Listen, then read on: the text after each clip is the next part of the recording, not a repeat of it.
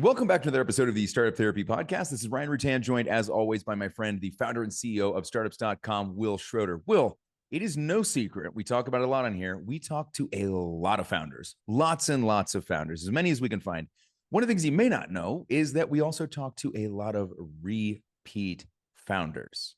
In relation to funding, I think we consistently hear the same thing over and over and over and over again, which is, if I do this again, here's what I'll do differently. Now, are we saying that we would never raise funds again? Are we saying we shouldn't raise funds? What are we actually saying here?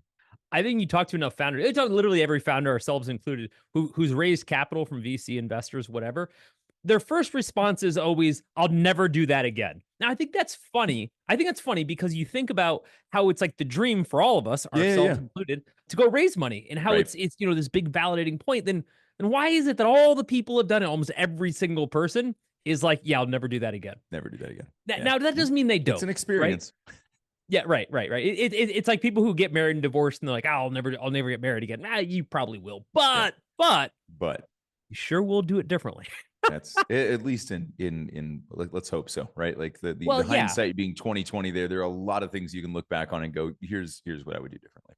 And I think, what we can dig into here is, for the multi-time founders, like, this is a trip down memory lane. They're just gonna be going, yep, that's exactly what I dealt with. But I'm curious to see how many of the things we're gonna talk about apply to you in your situation and how well that lines up. As important, for the folks who haven't raised capital, or even, for folks that have already done it before, let's talk about what to do differently. Right? And knowing that everybody kind of says the same stuff, everybody kind of has the same solution. So I want to walk through all of the gripes that people have about having had raised capital before, and then really what we found among all these founders in our own experiences, what were the best solutions. Love it. So for those of you who've been through it, this will be catharsis. This will be a little bit of healing. For those of you who haven't been through it, let's hope this helps you avoid some of those pitfalls. All right, where do you want to kick off? Well, I think the first part that it's the hardest to ignore is that no one gets paid. We talk about the perils of funding a lot, which isn't the same as us being anti-funding, which is hilarious. We run a funding platform. Right. Funding's a huge part of our business, right? Obviously, it'd be pretty hypocritical for us to say we don't think people should raise.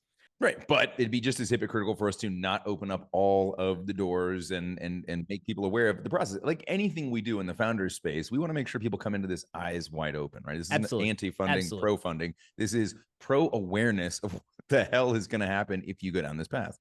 You bet. And so the first thing I would say is, folks always argue, number one gripe, not getting paid. I didn't get paid. Two ways. I want to make sure people don't misunderstand. What they mean is, maybe I didn't get paid at the end. Obviously, you haven't had an exit, less of a complaint. But most people don't. So that's where it starts. But the second part is, along the way, if you're raising money, you're almost invariably going to be tied to this ship for 5 to 10 years. Yep. In that time, you are going to get a fraction of your market rate. Most people don't get that. They're like, oh, well, when we raise a lot of money, I'll just get paid all the money I was getting paid at my last job. False. Right. You will get paid the something. High water mark, and then we'll make that the low water mark, right? So whatever was the most I've ever been paid in the past, that's when I want to be paid now. Unlikely. Very unlikely. How about this? How about a job? Because essentially you're taking the job as the CEO or whatever your C-level title is at this company. How about a job where you can almost guarantee that the boss always thinks you're an asshole? Yeah. And that boss is the bottom line. That boss is your investors, et cetera. No matter how well you do, it'll never be good enough. Now, you have errant examples, and I say errant because it's such an anomaly. You have a Brian Chesky at Airbnb, he just crushes it, right? Eventually. But you talked about the formative years. Remember, we interviewed him. It wasn't pretty, right? He was eating leftover boxes of Obama O's for a long time, right? Yep. Sleeping on his own couch. Let's first unpack why you don't get paid. Yeah. Okay. Because I don't think people don't get it. Again, people have done it before. They're all too familiar. First off, you're raising a small amount of money relative to the company over time, over a fairly long period of time, which means there's room for everybody in the salary line but you. The quintessential response to founders asking for more salary is you got paid. It's your equity stake, which ironically you already had. Yeah, but I mean, and you think about it too. It's like the negotiating position for the founders here is zero. They're like, okay, we've taken on capital. here's all the things we need to use it for. I'm also going to use some of it for myself. Like, no, you're not. Yep. Right. Because if we don't pay the marketing company, they don't do marketing. If we don't pay the developer, they don't do developing. If we don't pay our rent, we leave the building. If we don't pay you, what are you going to do, Tiger? You going to leave? Right. This is your company. Exactly. Huh? Right. Okay, yeah, go exactly. ahead. Right. That's you're going to leave. Yep. You have zero leverage in this conversation. You do. And the last thing on anybody's mind is how do we pay the founders more money, like in salary, right? It's the last thing on anybody's mind. It sounds weird. If you haven't been through this, you don't quite get it. Again, you think, well, didn't you raise like $10 million? Like there's plenty of money to pay you. There's plenty of money, but it doesn't go to you. As weird as that sounds. Yep. Let's play out a scenario just so people can have some actual facts and figures to work with, right? Let's say that, Ryan, you and I are starting a company and we're 50-50 partners, and it doesn't matter what our titles are, but we're both the C-level people, right? Got it. And we raise, call it $700,000 on a seed round. Sounds What's good. your guess at how much we would allocate for both of our salaries at that point? Do we get salaries at that point? Like, I mean, the second thing I was thinking, yeah. I was like, geez, I guess it kind of depends. Like, what's revenue look like? What's MR look like? Do we have AR? Or do we have revenue? Right? Or is this? Are we pulling from? Because that is part of the dynamic there. But dude, it's going to be 100K would be fantastic, and it's probably unrealistic. Right. So I'm guessing 100K on the max, because we have to also pay other people, and it's only 700K, which isn't going to last us very long. Maybe 80K. Right now, start with that. Before we raised any money, we weren't getting paid anything, right? Presumably. So let's say we went a year. This is going to start to add up. Watch this. Yeah. We went a year, maybe longer, probably longer, without getting paid. Okay. So getting $0. In that time, in that first just year, and it's probably 18 months, it's probably longer. Yeah. In that time, we were burning through savings. We were burning all of our capital reserves. Okay. People easily forget this part. Yep. Yeah, exactly. Right. Now we raise 700K. It's our pre-seed round, whatever it is. And now we get 80K, 100K, which is still way less than we were making before. Not for everybody, but for most people.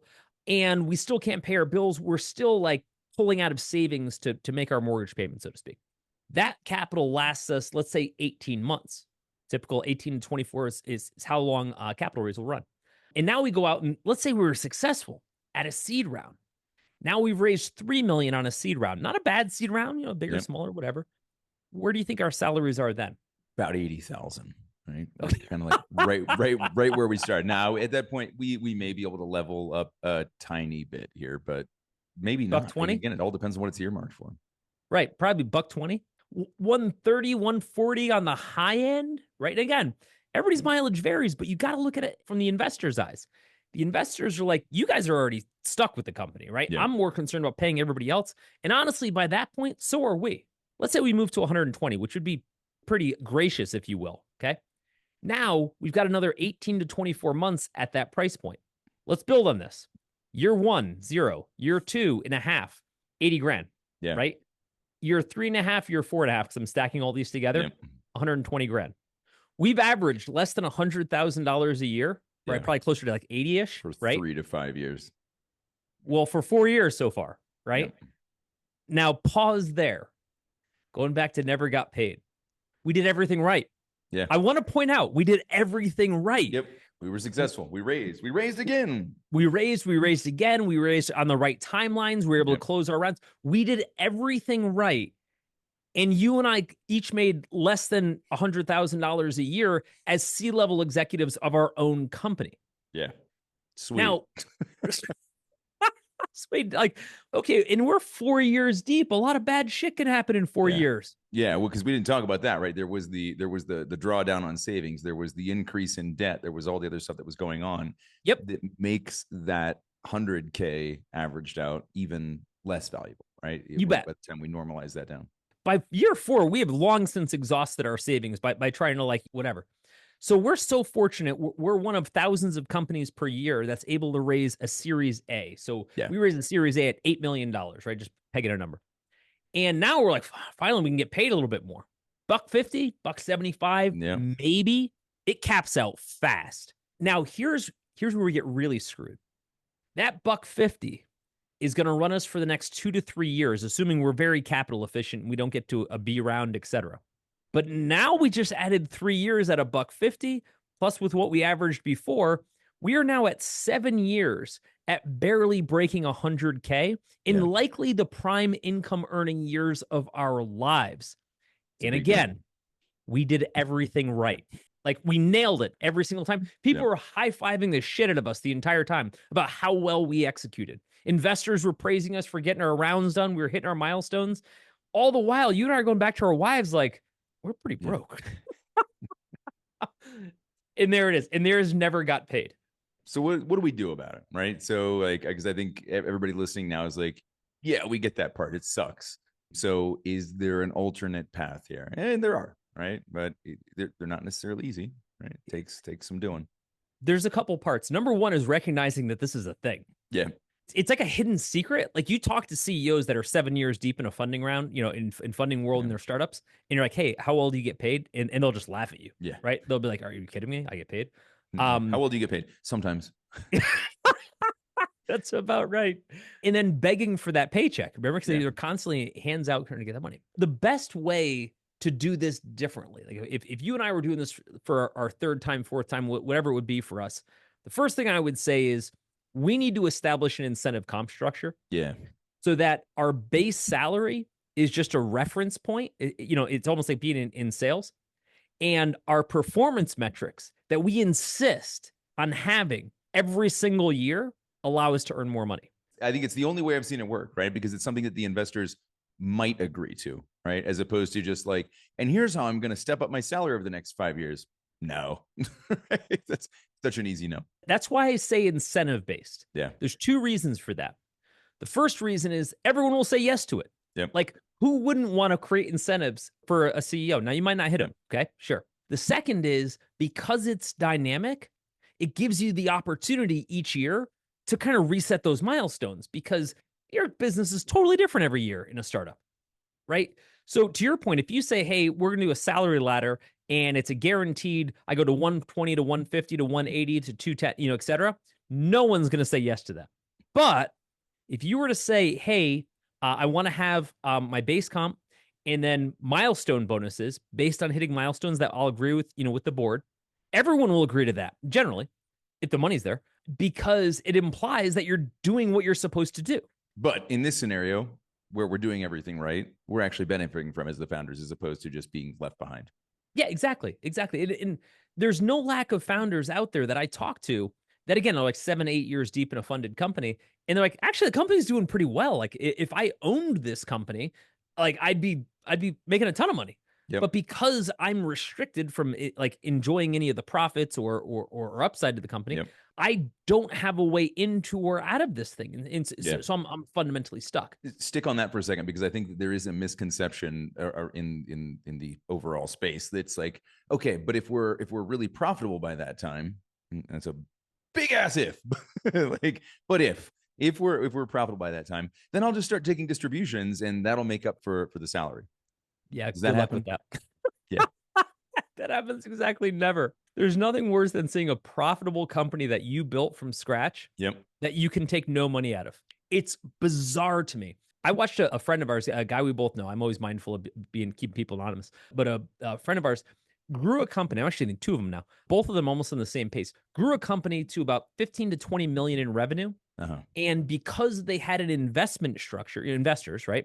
And the company was profitable, like really profitable. They couldn't take any money out. Yeah. And I remember one of them coming to me at some point saying, hey, we have like $7 million in the bank now, right? Of like earnings, not like, you know, yep, we raised money, right? Right. Earnings. No, this is money we earned. Yep. Yeah. Like, can I get some of this? And I remember he was trying to buy a house at the time. And I remember having this conversation, and it's so funny. He's a great founder. He's like, I've got $7 million in the company, you know, whatever. And he's a majority holder, but that doesn't really matter. Doesn't matter. Talked about that yeah. before. And all I need is like 500,000 to put down toward a house, right? And I'm like, you realize that's your money, right? That's the whole point of starting a company. And he's like, yeah, but I don't think I can access it, right? And the truth is he couldn't. He ended up selling the company and doing great. So he had all the money he needed. But my point is $7 million. Another friend of mine, somebody you and I both know, had $2.5 million in a slightly smaller company, and same thing. Yeah. Like had never taken more than $100,000 out because he had a bunch of investors that were like, no, that's company money. That's not your money. Company money. It's got to be reinvested for growth because that's how investors get paid, right? I think, again, another misconception, right? Not only can you not take it, the investors don't take it either. This isn't like, oh, they kept his $7 million. No, it has to be reinvested so the company can grow, so that it can exit, go public, or cease to exist, right? Like it's grow or bust at that point. You have to grow so that the investors can get their money back. It's the only way it happens. Another one that I think is really interesting that it's hard to understand until you've already done it is actually having raised too early. You see that, right? Like the first time out, they raised too early. The second time, like, I'm going to hang back a second and develop this thing for a while before I go out and raise. The irony is at the moment, everybody thinks they're raising too late. They're like, we should have done this 6 months ago. We should have done this a year ago. Why are we so far behind the funding curve? And then after the fact, they're like, damn, we shouldn't have taken on money in the first 18 months, the first 24, 36, or whatever it is. Yeah. Yep. I don't think you realize how incredibly vulnerable you are in those formative stages. The problem is it's at a stage where nobody has any money. So it's so obvious that, quote, I need money. Yep. So it's like you and I start something, we're 12 months in, and it's like, damn, we need to hire this and this and this. We need to pay for this and this. It's money we don't have. And therefore, any money is good money, et cetera. What we don't think about, because again, we typically haven't been through it before, is what's the benefit of waiting? Because in our minds, this idea is hot. Someone else is going to do it. If we don't raise money now, we're totally screwed, right? Which almost never happens, right? Instead, founders who've done this before are like, I'm going to like get through prototype, MVP, first customer, do whatever I got to do, right? I'm not going to go out for money when I'm vulnerable. Yeah. I'm going to say that again. Stay scrappy. Yep. I'm not going to go out for money when I'm vulnerable. I'm going to go out for money when I feel like I've got something that gives me leverage, which typically means product, customers, and traction, right? And I think that the difference is for a first-time founder that's never raised before, they don't understand how vulnerable they are. Yeah. They just know they need money. Something that's really funny about everything we talk about here is that none of it is new. Everything you're dealing with right now has been done 1,000 times before you, which means the answer already exists. You may just not know it, but that's okay. That's kind of what we're here to do. We talk about this stuff on the show, but we actually solve these problems all day long at groups.startups.com. So if any of this sounds familiar, stop guessing about what to do. Let us just give you the answers to the test and be done with it. And they know they need money. And I think that the challenge that I always run into here is that really what it's going to do is maybe move them a little faster. Sure. But at a time where the path is so poorly defined, we're just going to go faster. We're not necessarily going to get somewhere better. We're just going to move faster. Yep. Right. And I think that's what a lot of them will go back and regret and be like, we could have gotten there 6 months later or a year later and retained another 15 or 20% of the company. And there's a whole bunch of other things that come with this. And we'll get to some of them, including loss of focus, which I think is a huge one that starts to come into play when we take on funding. When we take it on really early and we start to divide that focus at a point where we still really weren't sure where the hell we were going. Yep. Wow. All right. Massive compounding of problems at that point. Agreed. And I think what happens is we don't realize how months and tiny milestones have major impacts on what we've done. If you and I are in the idea stage, we just have the idea and we want to raise like 100K, let's say, in order to kind of get the idea going to build an MVP. In our minds, our logic, and this is kind of everybody, so I get it. Our logic is, well, we need the MVP. We need that, that initial product in order to have anything. So whatever we have to give up now to get it is worth it. Yep. But we look back later, not even that long, like 2 years later, we look back like, dude, I gave up 20% of my company for $100,000. Like you've got it for a shitty MVP that we built. Yeah. Yeah. That we never even used, or like, Yep. we hired some consultant that never even worked out, or like whatever. Right. And we look back and I'm like, damn, had I just toughed it through that one milestone, which really would have only cost me like 6 to 9 months, I would have absolutely saved a major chunk of equity, not having to take on this investor, all this other stuff. And they're like, this time around, I'm not going to raise until I've exhausted every option. Yeah. For just that reason. Yeah, exactly. Yeah. It's so hard to see when you're on that path and you feel like this is the one thing I need. The moment I do love seeing is when people are like, they're really at the early stage, when they're vulnerable, where we like, it really is a huge question mark as to whether raising at that point is a good idea or not. Sure, and they're sure. pre-customer, they're pre-revenue, right? And they're like, we have to go do this. We have to do this. There's no money. We have to do this. We have to watch them get to revenue somehow. And oftentimes this is us pushing them or somebody pushing them to say like, well, hey, do a service-based thing, right? If you're trying to build product, do service first, do something else to get some revenue going, make the side hustle within the company, figure it out. We've talked about this in other episodes. All of a sudden the tune changes significantly, right? Like they were willing to go and give up 15, 20, 30% of the company to get money to go get to revenue. Now they've gotten to revenue and they're like, shit, I'm glad we didn't do that, right? I'm really glad that we didn't execute that funding round because now here we are. And now our valuation is completely different, right? Our traction is completely different. Our leverage in the investor conversation is completely different. By the way, we've started paying ourselves, so that won't be a question, right? Going back to point number one. It's unreal. So let's shift. I think the third, I would say, biggest category that we get is the massive, massive loss of focus. Yeah. This is what I was touching on just a few minutes ago, but 100%. Yeah, I think what ends up happening is if we've never raised before, we can't possibly appreciate what a massive loss of focus, time, energy, that we've basically created an entirely new customer set, right? And an entirely new product. The customer is investors and the product is our fundraise, right? And we have to keep working on that part of the equation, on that part of our business, which, by the way, is a part of the business that doesn't exist for most companies. Yep. Right? It's a whole other set of liabilities and focus that is unique to funded companies. When you've never done it before, you just assume, hey, I get money, I get the help of investors. Those are all upsides, right? Hell no, it's not. When you start raising money, you've opened up an entirely new line of business that is wildly unforgiving, totally uncertain, and you can generally never win. Right. I think if you talk to enough funded founders, they're like, that's it. They're like, hey guys, double down on you can generally never win. It's never good enough. Whatever you do, it's not good enough. If things are going really well, which is such a small number of companies, you get some reward maybe. And then at that point, everybody's sharp elbowing into your deal.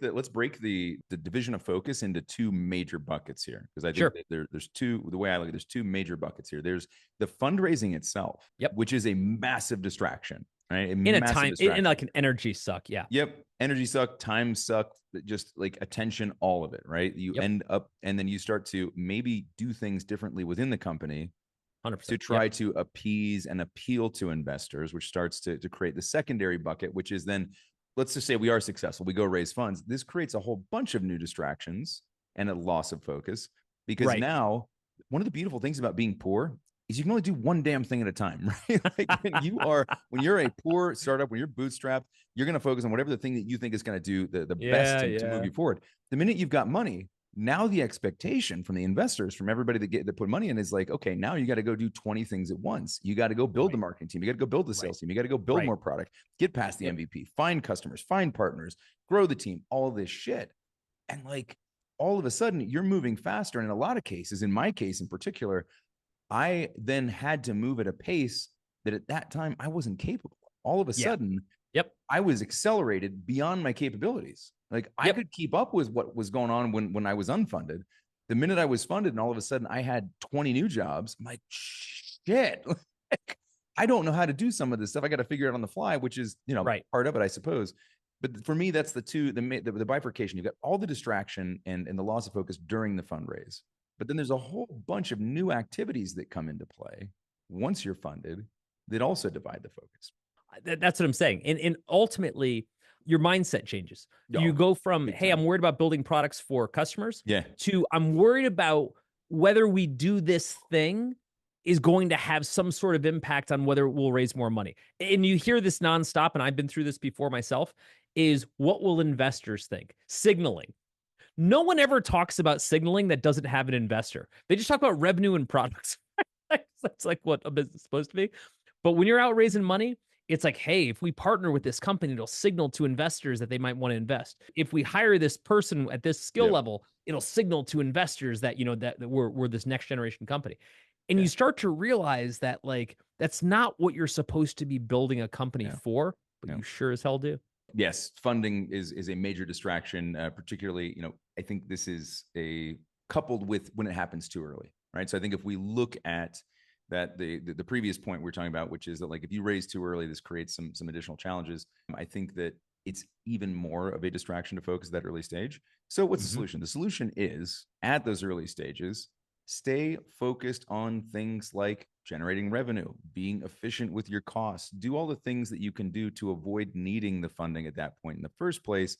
And honestly, like, you want to send a signal to investors, you want to become attractive to investors, become attractive to your customers. Investors really do like that, right? At some point, it's an expectation. Well People forget this. well They're like, said. well, Yeah. we'll worry about revenue later. We're just going to keep raising money. Like, at some point, that stops, right? You can't raise to victory, right? At some Correct. point, somebody has to buy your stuff. So I would say, like, the solution here is stay focused on the things that are truly core fundamental principles around how do we drive revenue? How do we get where we need to as efficiently as possible, not necessarily as fast as possible, until we're really sure where we're going.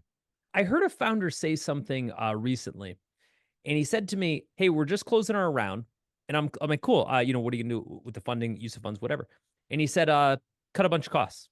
And I thought that was so That's interesting. I was like, interesting. again, this is a little bit more relative to Yeah, our yeah. time period, right? But like, I thought that was interesting, and I was Yep. like, "That's genius," Yeah. right?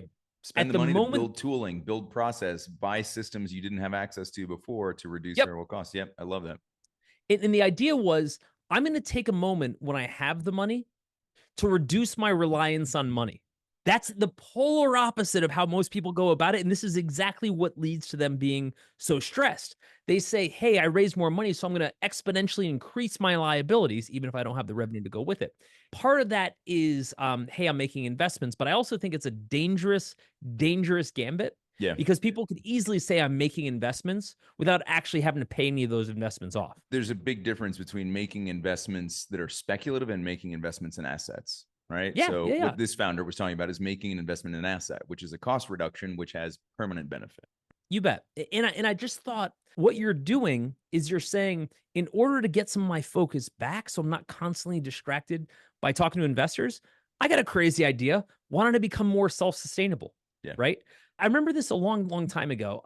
Jason Calacanis, a lot of people don't remember this. He does the All In Pod, etc. But years ago, many years ago, Jason did a company called Mahalo, and Oh, Mahalo was wow. yeah, right. Yeah. I'm going way back, like 2007 ish. But Jason did a company. It was a search company. It's irrelevant. But I remember what he said at the time. This was during the financial crisis. We were sharing office space with him, right? And it was during the financial crisis, and people were asking like whether Mahalo would make it. And Jason said, "We've got cash for 5 years." Now, what I thought was interesting about that is he hadn't raised that much money. Yeah. Fun fact, though, at the time, this is just so funny when you look back now. You know who his board members were? Elon Musk, Roelof Botha, who's the head of Sequoia now. Like all these people who were not no names back then, but like Right. not that big of But names. Like they those they were his didn't ring board out like they members. do now. Yeah. Yeah, yeah, it's pretty amazing. Anyway, props to Jason. So anyway, but what he said was, while everybody else is going to be spending all the money and going crazy with it, I'm going to stay as cheap and focused as possible because I don't want to have to need more money. Yeah. And I thought that was genius. Now, Mahalo Yep. didn't work, and Jason will tell you, trying to beat Google at being Google up until now, kind of hard to do in Yeah. their heyday, right? But his focus, I'll never forget that, was so spot on. Yeah. He was like, reduce my reliance. That's how I get further. And think about who was in his ear. Yeah. Elon Musk and Roelof. Not exactly capital averse guys. Yeah. Yeah, exactly, exactly. All right, so the last one, I think we definitely have to touch on. I hated my new boss. Now, when people hear that, wait, I don't think I heard you right. Yeah. You are the boss. Like, what do you mean you hated your new boss? No, no, no. When you raise money, you are basically hiring a boss, Yep. so to speak, right? Hiring by virtue of taking on that investment. Okay, and that person or persons is your boss until the end. And there's a 90% chance they're not going to be a very cool boss because startups are hard, right? Yeah. And things generally go poorly. Yep.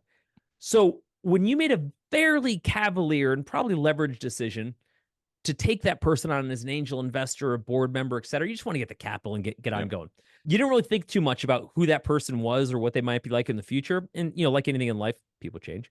Boy, after having to go back to that person hat in hand year after year, getting browbeaten nonstop year after year, the last thing on your mind on round 2 of doing this, as a second time or third time founder is, let me bring that bro back. Yeah, let me bring them back around. Yeah, man, I always Never again. I love the starry-eyed young founders who are like, we're raising now, and we're trying to be really selective. We're looking for smart money. I'm like, guys, just find some not mean money, find some not shitty investors.